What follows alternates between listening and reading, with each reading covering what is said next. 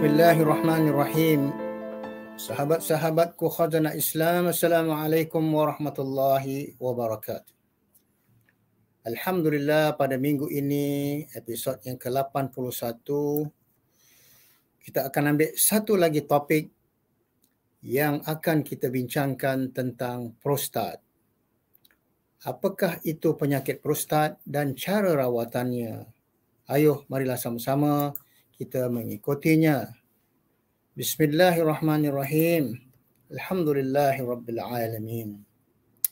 Tahukah anda apa itu penyakit prostat yang sering berlaku bagi kalangan warga emas yang berusia sekedar umur 50, 60, 70? Apapun penyakit, semuanya berpunca daripada gaya hidup dan pemakanan kita.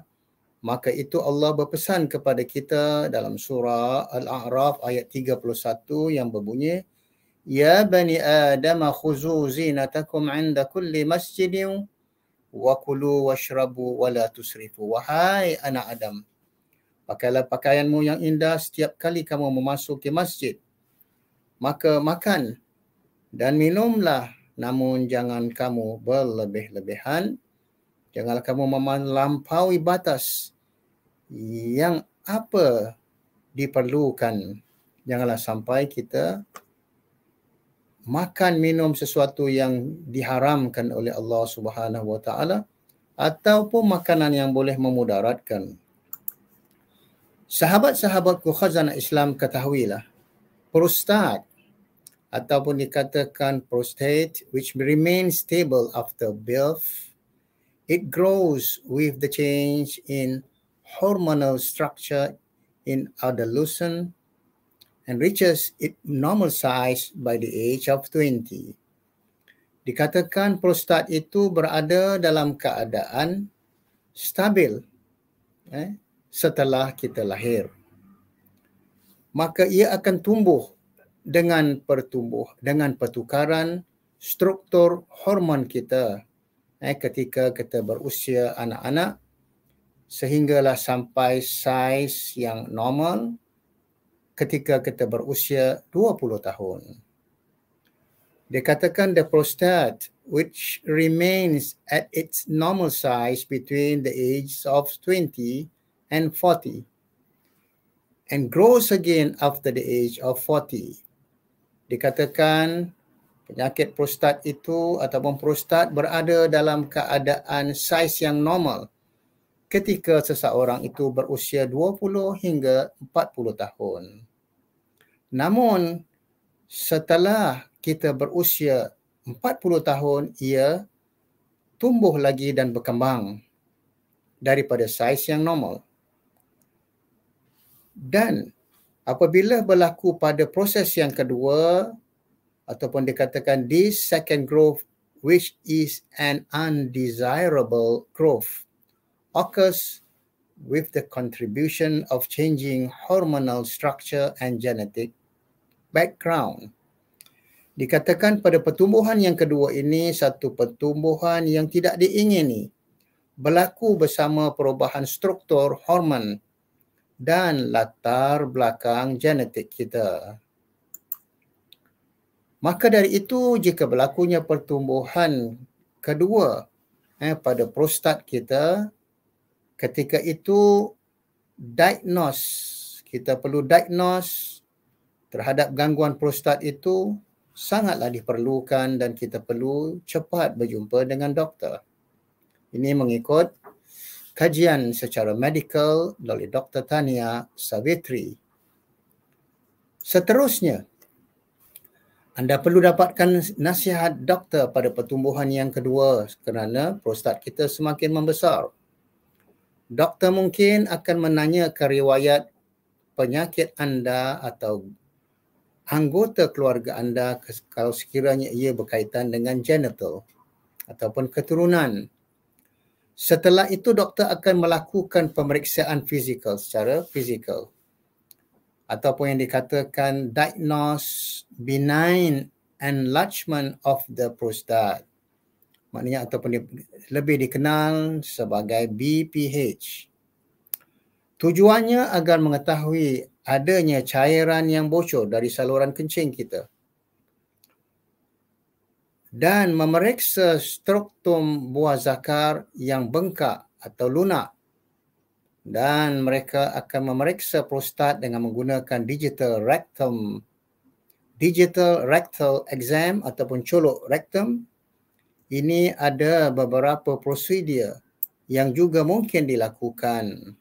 Cuba kita lihat sahabat-sahabatku khazanah Islam, lebih-lebih lagi di kalangan kita yang sudah mencapai usia senja ataupun dipanggil warga emas, usia 50, 60 dan kebanyakannya adalah kaum laki-laki. Cuba kita lihat adanya cairan yang bocor dari saluran kencing ataupun memeriksa struktum buah zakar yang bengkak ataupun lunak. Ini di antaranya.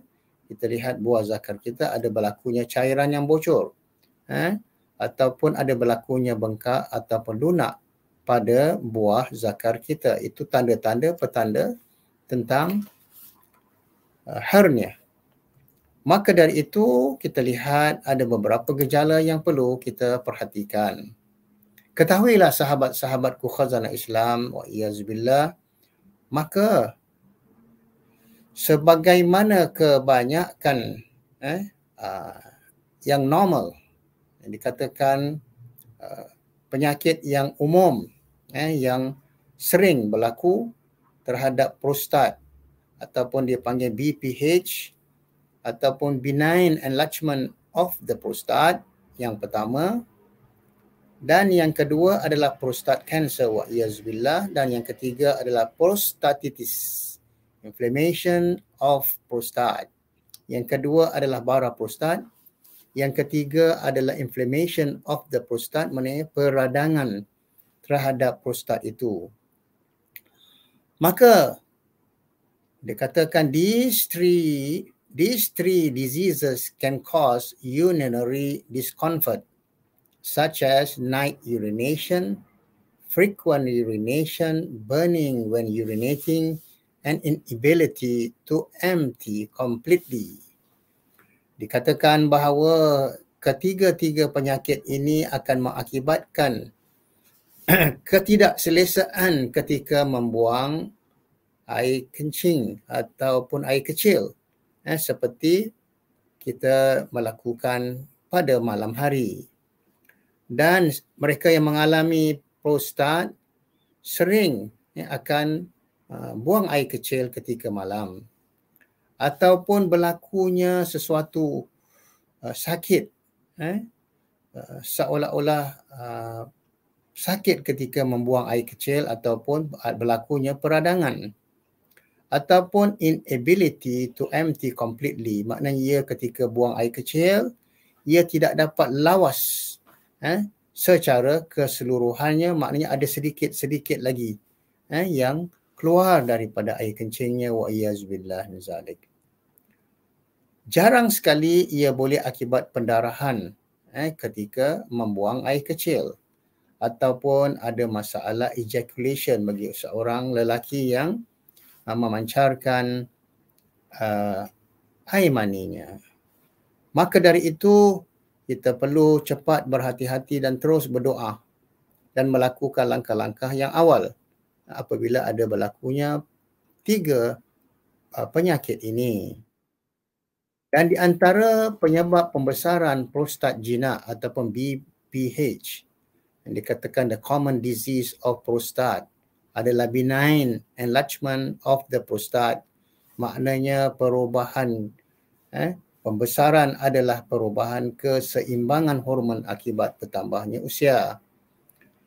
Ataupun yang mana kebanyakan antara penyakit yang biasa terhadap prostat adalah dua jenis, sama ada ia adalah BPH ataupun prostatitis.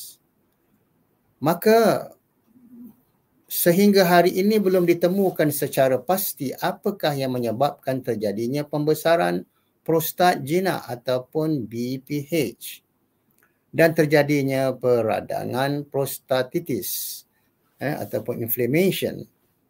Namun kemungkinan terjadi pembesarnya ataupun besarnya adalah perubahan keseimbangan hormon akibat bertambahnya usia. Ketika kita mencapai usia warga emas 40 hingga 50. Seterusnya, sahabat-sahabatku khazanah Islam, BPH ataupun pembesaran prostat jinak ataupun benign enlargement of the prostate and prostate cancer are seen in the age group over 40, while prostatitis is the disease of younger men. Dikatakan bahawa namun kemungkinan terjadinya pembesaran prostat ataupun perubahan keseimbangan ini adalah kerana akibat perubahan keseimbangan hormon ketika bertambahnya usia.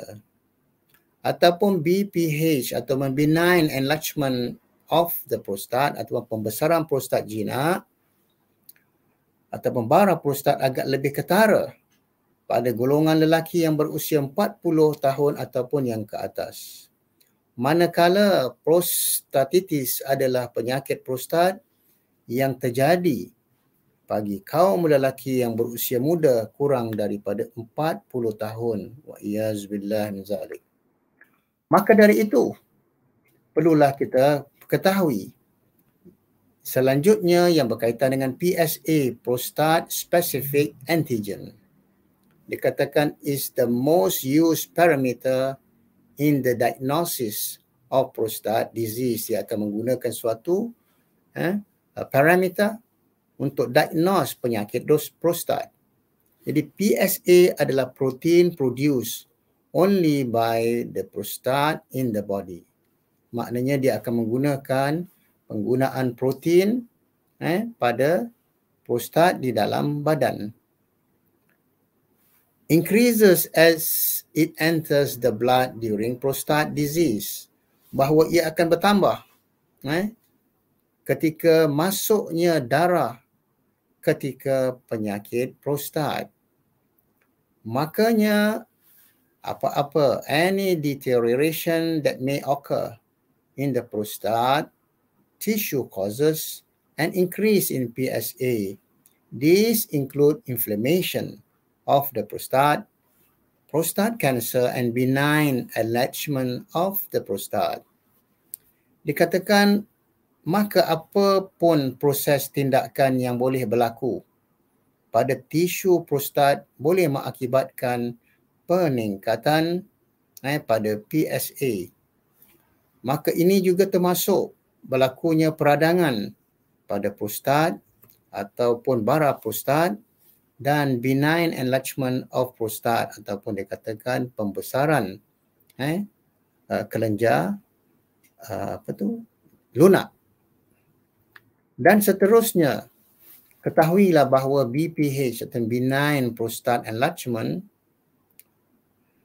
ketika populasi dunia warga emas ataupun dipanggil the aging population, the number of people who will need treatment for prostate disease will increase. Maknanya keperluan untuk merawat prostat, penyakit prostat ini akan bertambah. Dan dikatakan benign prostate enlargement is present in 75% of 80 years old men. Dikatakan bahawa BPH ini ataupun benign prostate enlargement, pembesaran prostat lunak akan berlaku 75% terhadap kaum lelaki yang berusia 80 tahun. Wa iyazbillah, semoga Allah pelihara. Maka daripada itu kita kena bertindak pola hidup kita lebih awal sebelum mencapai usia 75 ataupun 80. Dikatakan if we have discomfort in the urinary tract, we should consult a urologist. Apabila kita merasa tidak keselesaan ketika membuang air kecil ataupun tersekat, maka kita harus cepat-cepat berjumpa dengan pakar urologis ataupun urologis ni adalah pakar kencing. If we have first degree relative with prostate, disease in the family. Sekiranya kita mempunyai tanda awal yang berkaitan dengan penyakit prostat di dalam keluarga kita, we should have prostate check every year from the age of 40 or from the age of 50.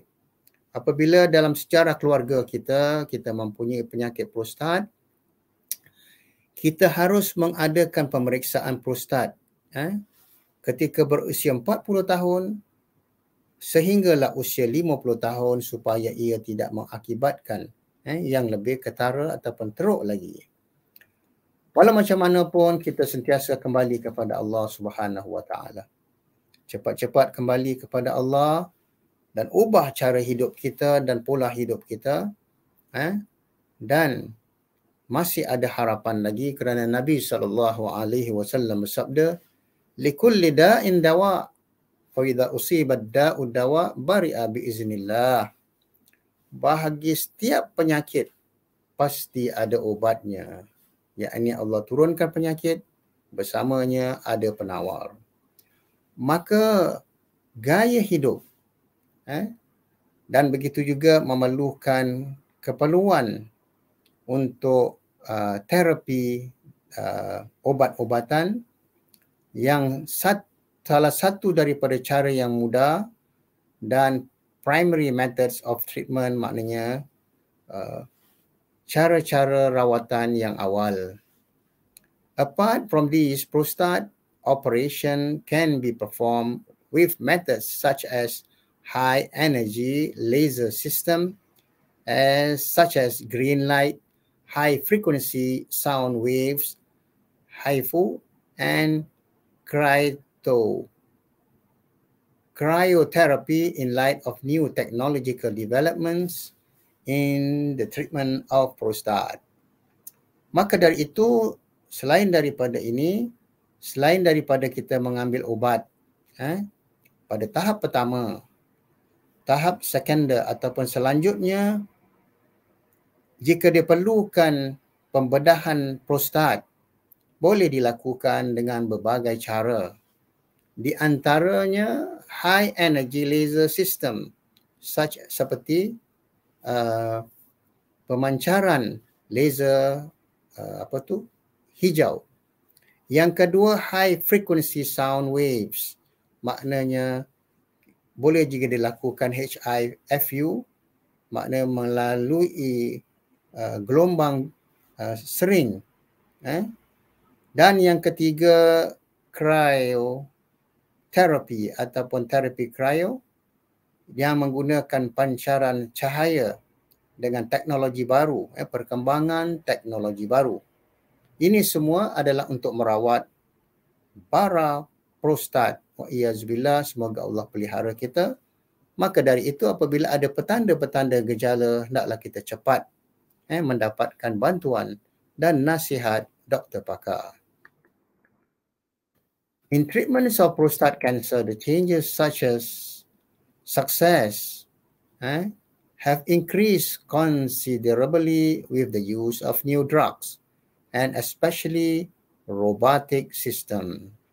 Dalam merawati bara kanser, ketahuilah sahabat-sahabatku khazanah Islam, maknanya peluang-peluang kejayaan dalam meningkatkan menggunakan rawatan-rawatan obat-obat yang baru adalah seperti robotic system ataupun sistem robot yang boleh dilakukan selain daripada kita mengambil obat-obat yang diperlukan. Dan begitu juga mereka akan melakukan diagnose, X-ray, CT scan dan sebagainya untuk melihat bagaimana keadaan bara prostat kita, wa'iyazbillah, perlulah dikesan lebih awal lagi. Maka dari itu, di antara cara pengobatan prostat menyesuaikan dengan kondisi bagi penderitanya. Maka di sini ada beberapa pilihan pengobatan secara umum. Wahai sahabat-sahabatku khazanah Islam, kita tidak perlu bimbang. Cara yang pertama adalah dengan mengambil obat daripada doktor pakar ataupun urologi, pakar kencing. Pada prostatitis dan benign prostat, makan ubat menjadi cara yang paling umum untuk mengurangi gejala prostat. Salah satu ubat yang sering digunakan, obat-obat drugs yang sering digunakan adalah alfuzosin, tamsulosin, sorodesine dan dexazothin. Agak pelik-pelik nama obat-obat drugs ini. Namun selain dari itu, pesakit prostatitis rendah ataupun yang mild dan yang kronik biasanya juga harus meminum antibiotik untuk melawan bakteria. Ini tidak dapat dielakkan untuk mengambil obat-obat antibiotik. Seterusnya, cara yang kedua atau metode yang kedua adalah dengan melalui operasi ataupun bedah. Bila obat tak cukup membantu ataupun kurang berkesan, maka operasi menjadi jalan lain untuk mengobati gangguan prostat agar ia tidak menjadi barah. Bagi pasien BPH, benign ataupun dipanggil penyakit membesarnya lunak prostat, operasi akan dijalankan jika saluran kemih ataupun kita punya saluran usus tersumbat atau ada masalah yang berhubungan dengan ginjal. Bagi pasien bara, operasi akan diperlukan bila penyakit kanser ataupun bara sudah memasuki stadium bara prostat yang lebih tinggi, wa'iyyazubillah min zalik. Maka daripada itu sebabnya kita dinasihatkan mendapatkan diagnos atau perawatan doktor secepat mungkin. Operasi atau pembedahan dilakukan dengan tujuan untuk mengangkat kelenjar prostat dan sebahagian jaringan di sekitarnya yang boleh menjadi bara. Cara yang ketiga adalah dengan menjalani terapi. Terapi juga dipilih sebagai salah satu prosedur pengobatan penyakit bara prostat. Ini mengikut Mayo Clinic. Berikutnya ada jenis beberapa terapi. Ada 4 jenis terapi. Yang pertama, terapi radiasi. Terapi radiasi digunakan energi, tenaga dengan kekuatan tinggi untuk membunuh sel-sel bara. Yang kedua, terapi hormon. Ia dilakukan untuk menghentikan produksi hormon testosteron demi menghambat pertumbuhan sel kanser untuk mencegah sebagai pencegahan. Yang ketiga, kemoterapi yang menggunakan obat-obatan yang akan membunuh sel-sel bara. Dan yang kelima adalah terapi biologis, mengambil sebahagian sel imun lalu direkreasakan secara genetik untuk melawan sel kanser lebih awal. Seterusnya, apakah di sana ada alternatif lain? Jadi berikutnya sebaiknya dilakukan di rumah untuk mencegah penyakit prostat sebagai alternatif yang kedua ataupun dipanggil rawatan secara natural. Yang pertama, kita harus hindari dengan memakan minuman ataupun mengambil minuman yang kandungan kafein begitu tinggi, wa'iyyazubillah, ataupun sama sekali diharamkan mengambil alkohol. Hindari minuman terlalu banyak di malam hari. Apabila dah sampai malam hari, kalau kita tidur jam 11, maka jam 10 harus dikurangi mengambil minuman terlalu banyak. Yang ketiga, jauhilah makanan asam yang banyak cuka ataupun yang pedas yang boleh mengakibatkan ketika kita sukar untuk membuang air kecil. Cara yang terbaik adalah amalkan olahraga secara rutin. Berjalanlah di bawah sinaran matahari setiap pagi setelah solat duha, sekurang-kurangnya 15 minit, 20 minit, dan mengamalkan riadah badaniyah. Yang keenam, perbanyakkanlah konsumsi, membudayakan makan buah-buahan dan sayur-sayuran yang mempunyai sekurang-kurangnya 5, 6, 7 warna. Kerana buah-buahan juga ada 7 warna, sayur-sayuran juga ada beraneka warna. Dan begitu juga selanjutnya, buang air kecil setiap 4 jam sampai 6 jam sehari. Jangan suka kita menahan-nahan ketika hendak membuang air kecil. Memadailah satu hari, setiap 4 jam, 5 jam, kita membuang air kecil. Lebih-lebih lagi mereka yang bekerja di bilik yang berhawa dingin. Seterusnya, cara alternatif yang terbaik adalah makan makanan bergizi, yang seimbang, yang mempunyai nutrisi yang baik. Ini adalah pesanan Allah. Dalam surah Al-Baqarah ayat 168, Allah Subhanahu wa taala berfirman, "Ya ayuhan nas, kulu mimma fil ardi halalan thayyibah." Wahai manusia, makanlah, minumlah apa-apa yang kami karuniakan di atas muka bumi, halalan thayyibah.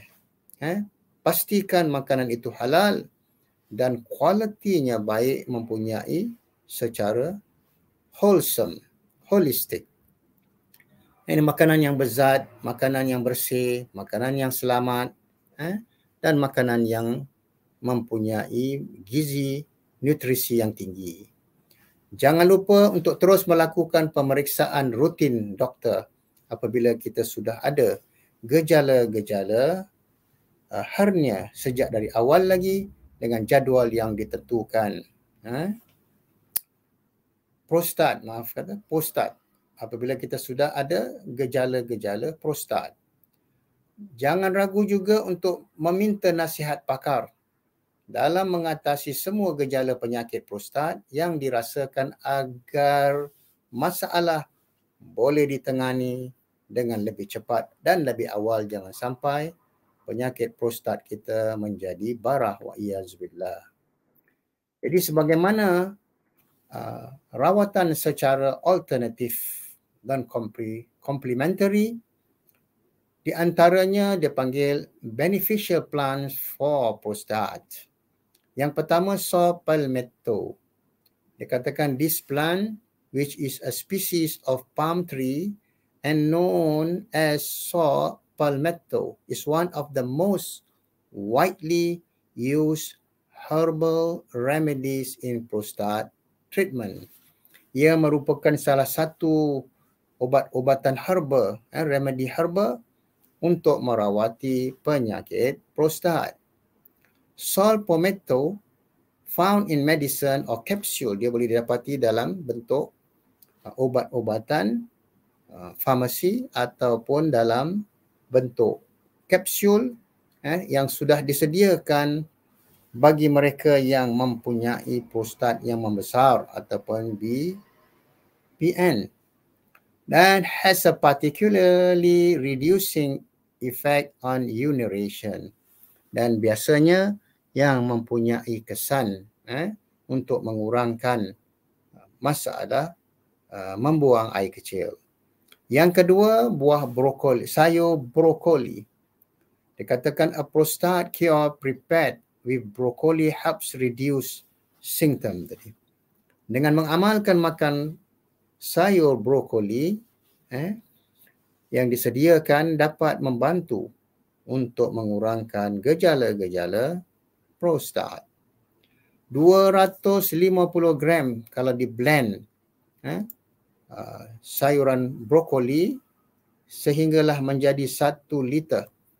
Kemudian direbus dengan air lebih kurang antara 5 hingga 6 minit. Kemudian dijadikan minuman seperti minuman jus.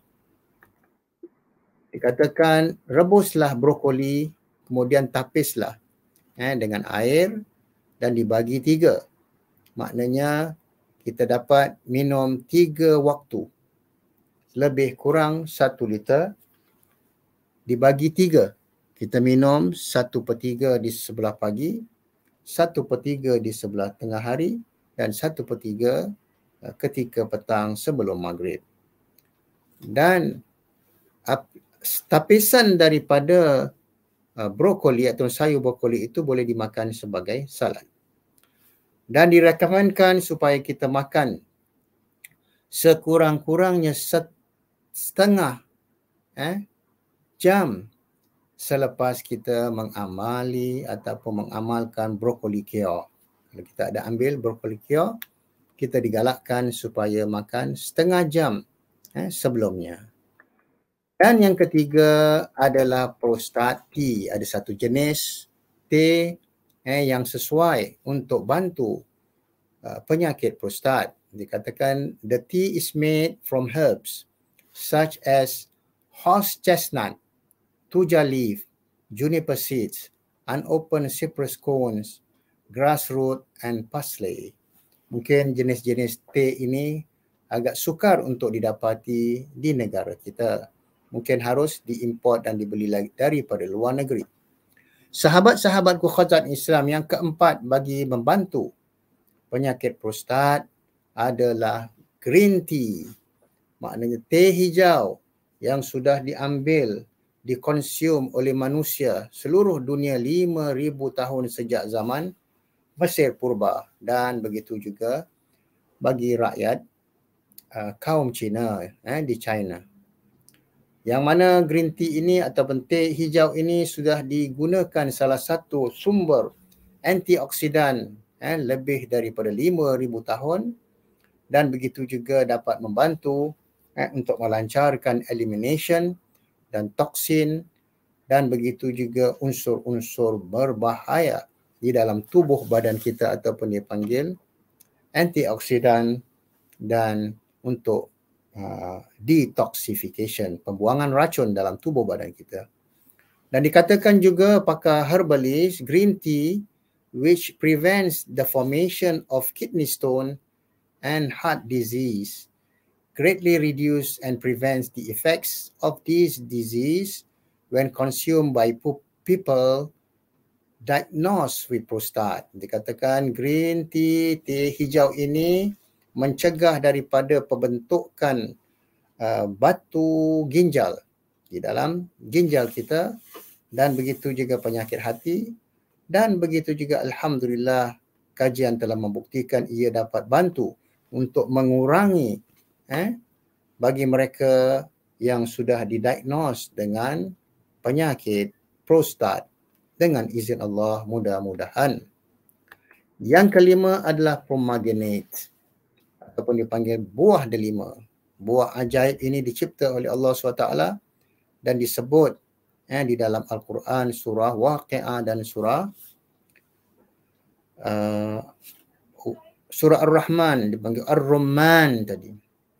Dan buah ajaib pomegranate ini ataupun dipanggil buah delima mempunyai mineral magnesium, potassium, folate acid dan begitu juga vitamin B. Dikatakan pomegranate mempunyai sumber-sumber yang terkaya tentang antioksidan apabila kita mengamalkannya. Pomegranate which increases the quality and quantity of sperm for male reproductive health also prevents the spread of cells that cause prostate cancer. Kelebihan buah delima ini akan meningkatkan kualiti dan kuantiti sperma bagi kaum lelaki, lebih-lebih lagi mereka yang mempunyai penyakit kesuburan. Dan ia juga dapat mencegah tersebarnya sel-sel bara yang mengakibatkan bara prostat. Mudah-mudahan dapat kita amalkan dan mengusahakan, dan carilah jus pomegranate ataupun delima yang terdapat pada kedai-kedai herbal. Yang keenam, lagi satu ajaib di antara tumbuh-tumbuhan yang Allah cipta, dikatakan the most important mineral that stops the prostate is selenium. Di antara mineral yang sangat penting yang dapat bantu mencegah penyakit prostat yang terdapat pada bawang putih adalah selenium ataupun mineral selenium. Consuming garlic, which is a source of selenium, is one of the most effective ways to fight prostate cancer. Dan dikatakan bahawa mengamalkan makan bawang putih yang mempunyai kandungan sumber selenium adalah salah satu cara yang paling berkesan untuk melawan prostate cancer ataupun bara prostat.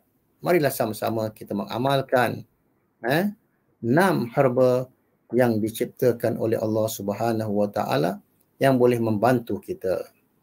Dan cara mencegah hernia yang dapat dilakukan, yang pertama sekali, sahabat-sahabatku khazanah Islam menjaga berat badan agar tetap normal dan memperhatikan pola makan dengan memakan nutrisi yang sihat. Yang kedua adalah menghindari mengangkat benda-benda berat yang dapat menimbulkan tekanan pada muscle ataupun tubuh kita.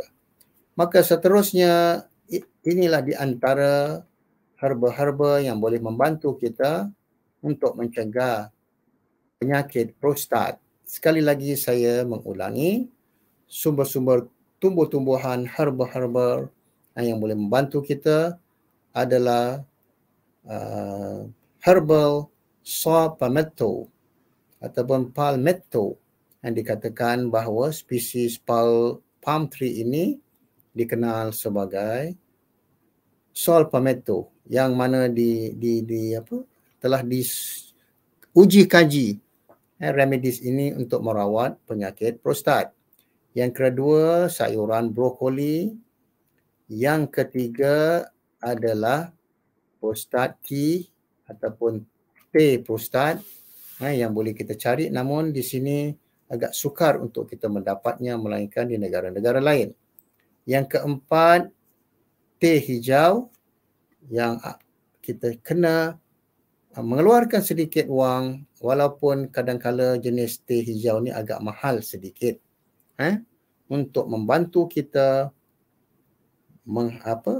pertumbuhan ataupun pembentukan batu ginjal ataupun mengurangkan penyakit bagi mereka yang sudah didiagnos, dikenal pasti mempunyai prostat. Ayuh, sebelum kita terlambat, sama-samalah kita berusaha. Pertama, mendapatkan nasihat doktor.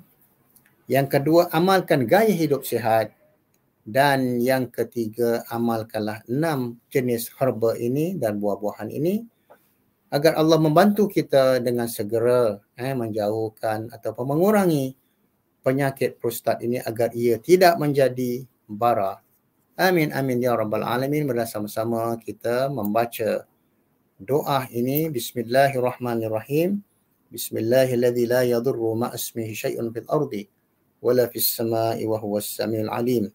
Allahumma afina fi abdanina. Allahumma afina fi asma'ina. Allahumma afina fi absarina. Allahumma la shifa illa shifa'uk. Shifa'un la yughadiru saqamuk. Subhanakallahumma wa bihamdika asyhadu an la ilaha illa anta astaghfiruka wa atubu ilaik. Wal 'asri innal insana lafi khusr illa alladhina amanu wa 'amilus shalihat wa tawassaw bil haqqi wa tawassaw bis sabr. Wassalamu alaikum warahmatullahi wabarakatuh.